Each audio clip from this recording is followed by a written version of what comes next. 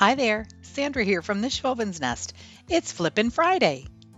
Jamie over at Board or Bananas DIY has challenged us to flip something. Basically, take something and make it over. It can be a thrift store find, it can be something that you have in your home that you want to redo, whatever you want to do, whatever you want to flip. Jamie also has a thrifting channel just called Board or Bananas. So please make sure you go check out both of her channels. I'll have both of them linked in the description box below. I've decided to flip this spool. It held some electrical wire and the wire was done. So I grabbed it. This was hanging around at my cottage and so it was absolutely free. So who doesn't like free? I'm also going to be using some Dollar Tree supplies. I'm going to use 3 of their cookie sheets.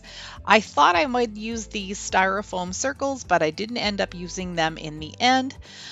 You're also going to need something that has a fairly wide surface. I'm using the bottom end of this Dollar Tree craft scraper, and you can see what I'm doing is just rubbing it along the cookie sheet to get rid of all those little bumps. This is a tip that I picked up from another YouTuber, and I'll have her channel linked in my description box as well. You're going to do this to the whole thing and you can see how nice and smooth it gets. You can also use the end of the scissors. You can use a scraper if you have something like a plastic scraper, that would probably work too. A spatula, a spoon, anything that will give you that smooth surface. Next, I'm just going to be folding in about 1/4 inch on each side. When you cut these Dollar Tree cookie sheets, they leave sharp edges. So I don't want anybody to cut themselves, especially me.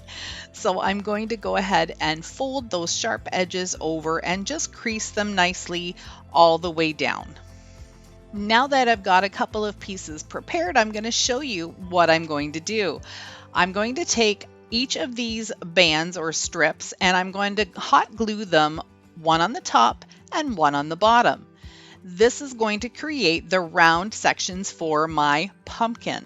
So this will be a faux galvanized pumpkin.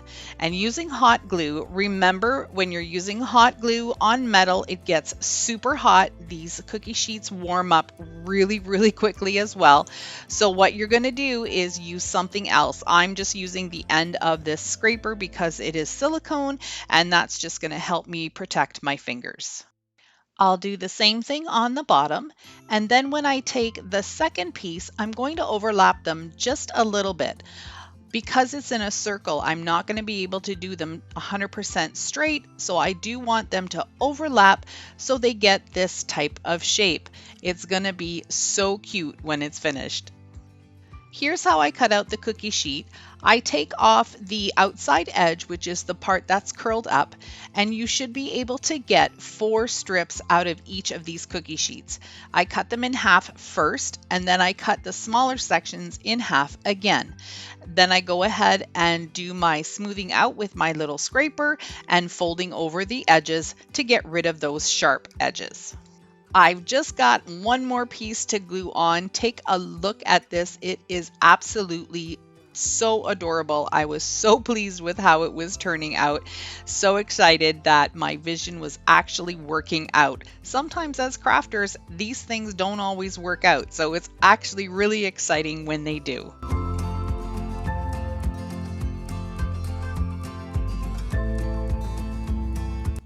Now this wouldn't be a pumpkin without a stem.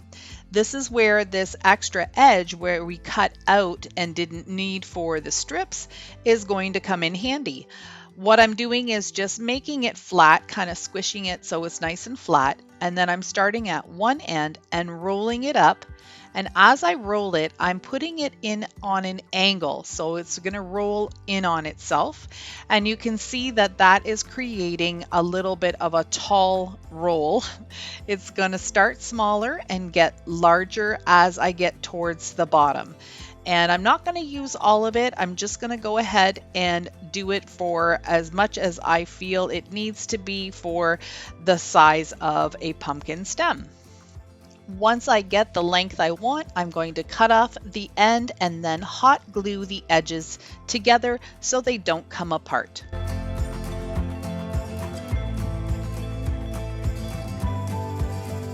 since metal bonds really well to metal with hot glue, I'm just going to put a bead of glue around the circle and just place the foil stem on top. Using another piece of the edge, I'm just going to press it flat and then cut a couple of pieces that I'm going to be able to use as the little twirly vine pieces at the top of the pumpkin stem. I'm just going to use my screwdriver and wind it around the handle to make a nice big fat curly Q for my pumpkin stem.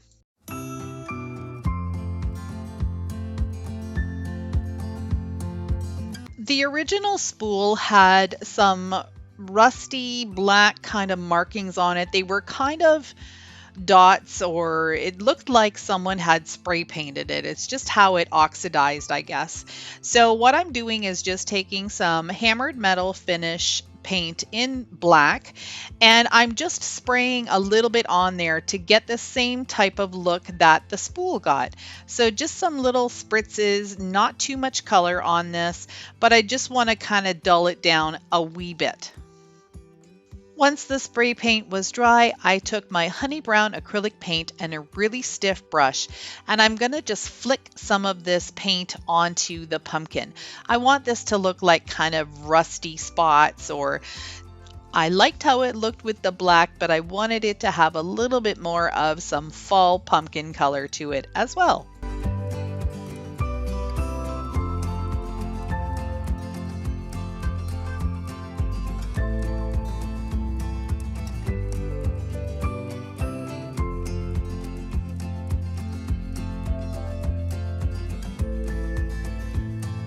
Here's how the pumpkin looks now that it's all finished.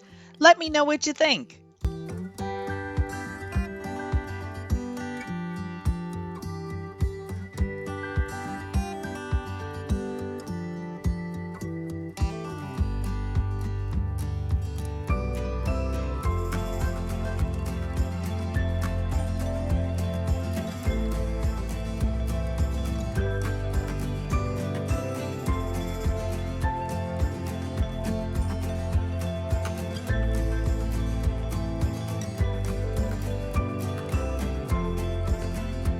I'd like to thank Jamie for hosting Flippin' Friday. I can't wait for next month.